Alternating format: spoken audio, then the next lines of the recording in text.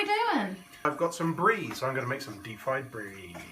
Woo! I've never done deep fried brie, but we had it in the Chinese restaurant not long ago, and it was cool. So for a quick snack, this is what you're going to need. This is just some flour, some seasoned flour. It's got salt, pepper, and a bit of corn flour in there. Simple as that. Just give it a mix up, because you want to dust your stuff in that first. Then you dip it in an egg, which has been beaten, and then stick it in some breadcrumbs. And I've got some of these breadcrumbs. I've had those for ages. And just because yesterday we had calamari or deep fried salt and pepper squid.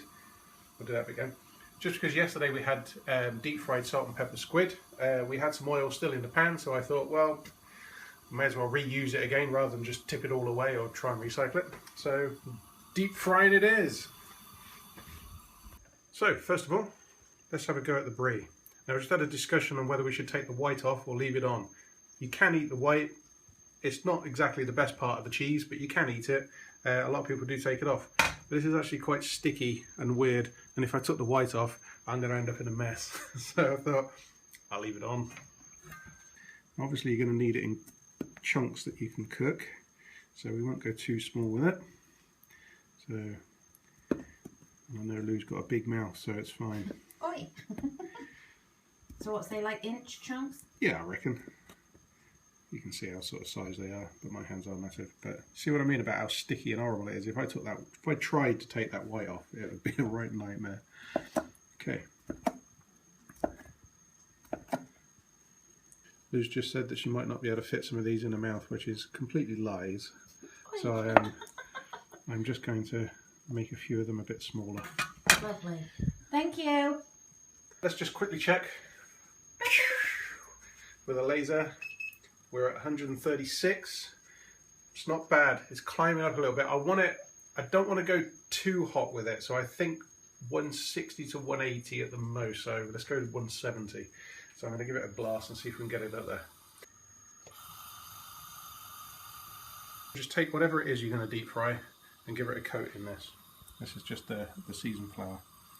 What that actually does, it stops it from being all sticky and horrible, which kind of goes against what you think you should be having, but the flour helps the egg stick to it. And you need the egg on it because the egg will then stick the breadcrumbs. So plop that in there. They do become quite slimy.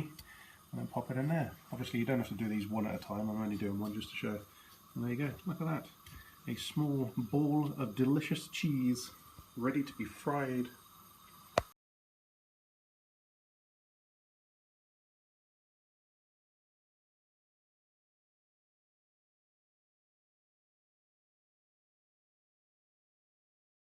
Look at all these cheesy balls covered in goo. Ready for frying.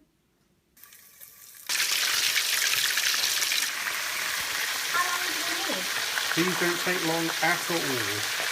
As soon as they go very slightly golden brown, which should be about no more than about 10-15 seconds, pop them out onto some kitchen roll or tissue paper, and the cheese, as you can see, is already starting to go melty.